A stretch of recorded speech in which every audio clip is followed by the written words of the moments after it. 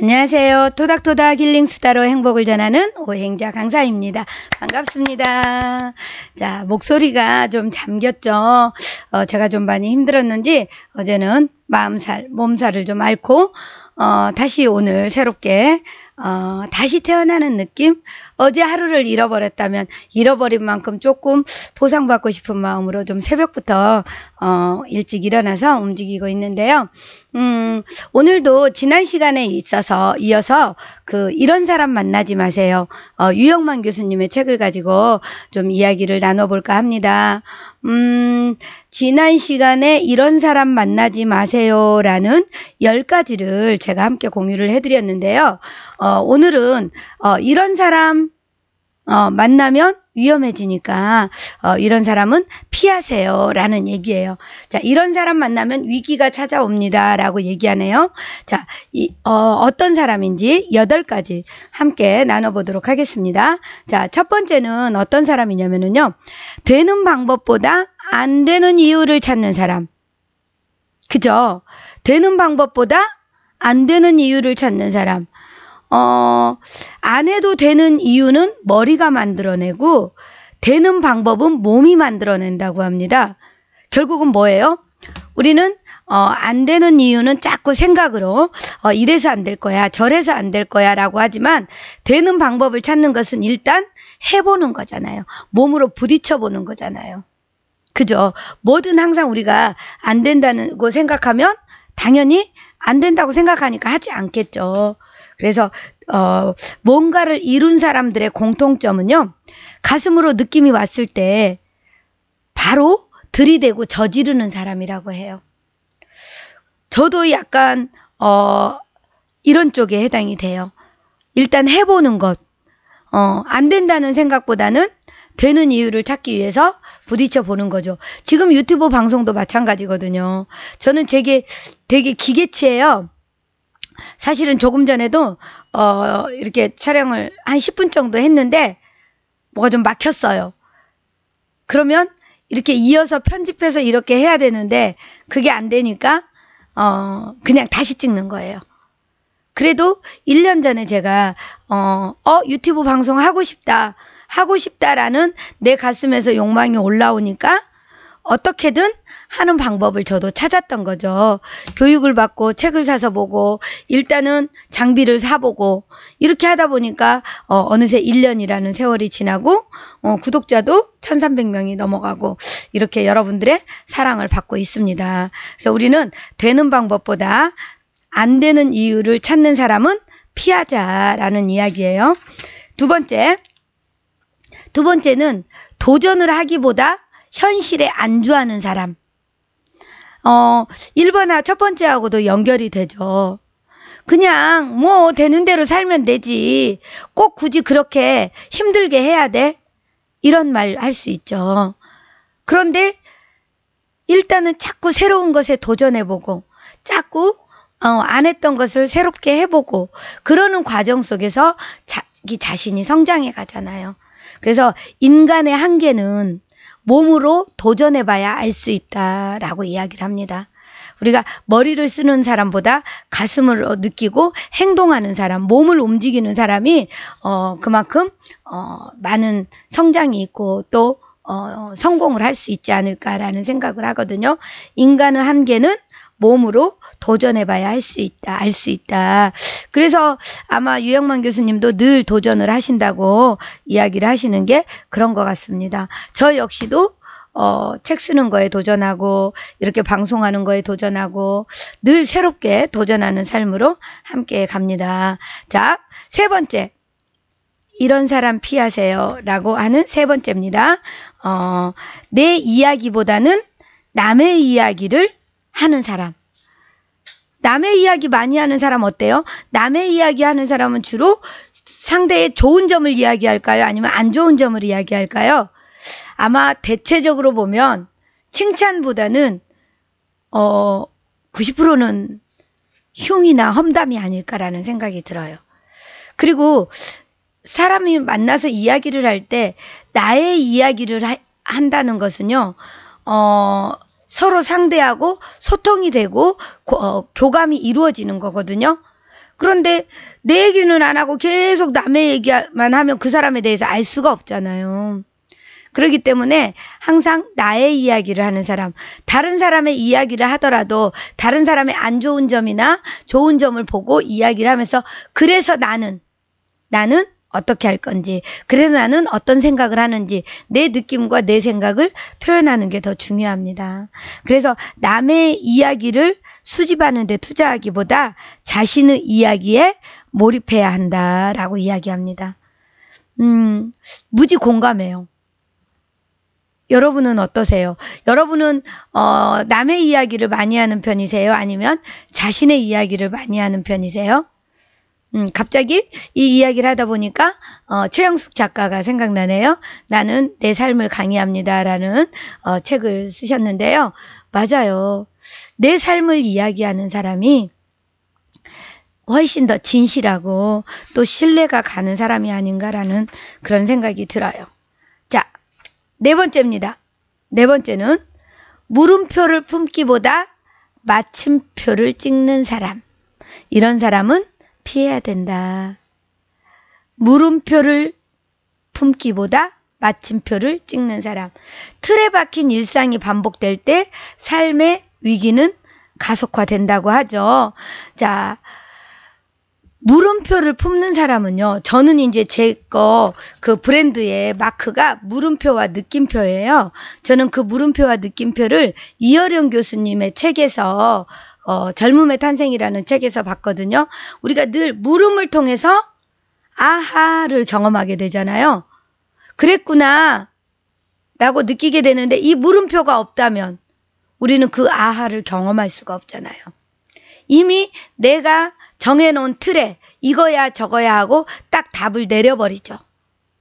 그런데 그게 내가 알고 있는 것이, 내가 생각하는 것이 모두가 옳은 것도 아니고 그게 전부도 아니잖아요.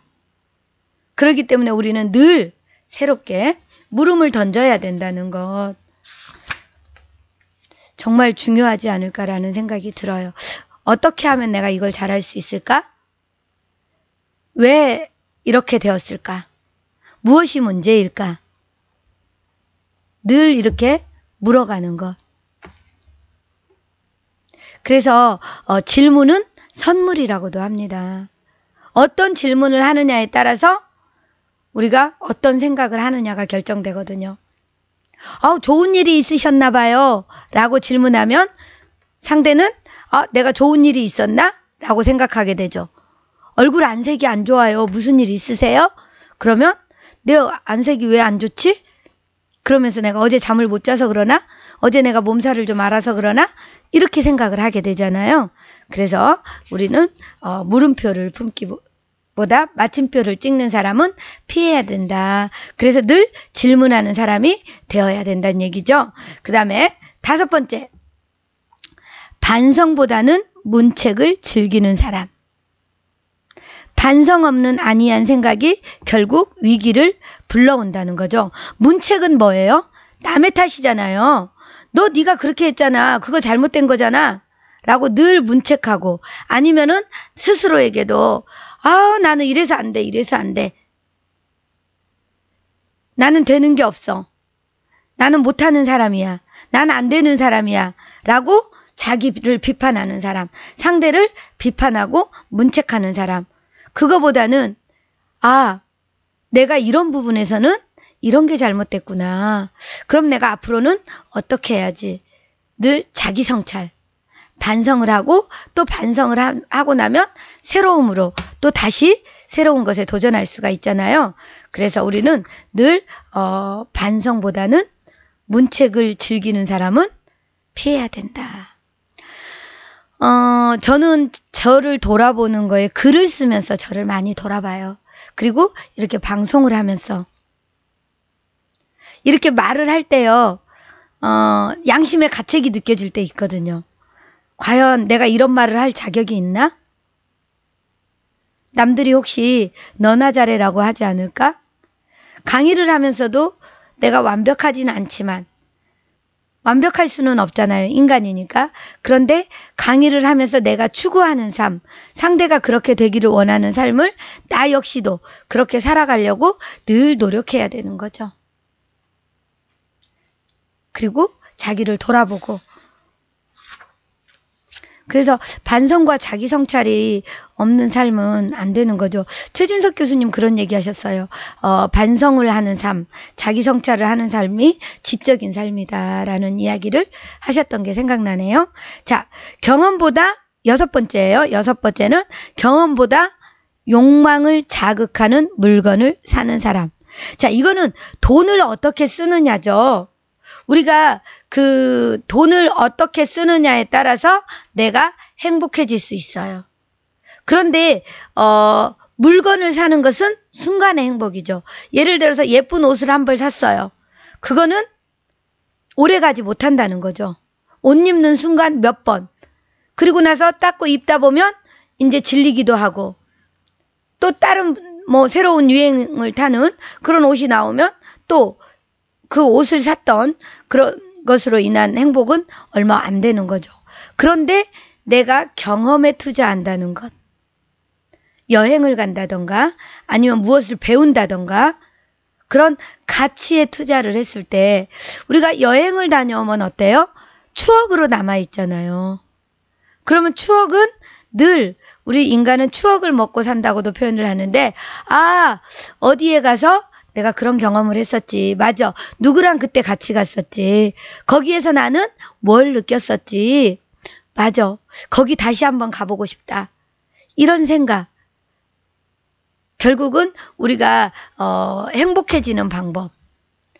경험보다는 욕망보다는 경험을 쌓는 데에 투자하는 것이 우리가 훨씬 더 행복하다. 그래서 경험보다 욕망을 자극하는 물건만을 사는 사람은 가능하면 피하는 것이 좋다라는 얘기입니다. 자, 일곱 번째 들어갑니다. 일곱 번째는 전보다 내가 전보다 잘하기보다 남보다 잘하려고 하는 사람.